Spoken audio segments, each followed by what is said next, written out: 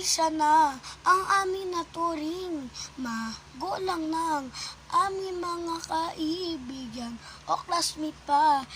Andun pa kami lumaki lalaki. Dating 6 years old nga, yan doon ako, nag 7 years old. Kasama ko ang aking mga barkada at aking teacher. Kaya namimiss ko na si Ma'am Digna.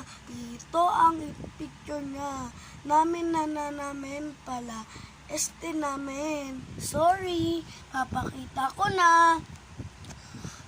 Sorry guys, hindi ko na mahanap ang picture namin nila Teacher Digna pa.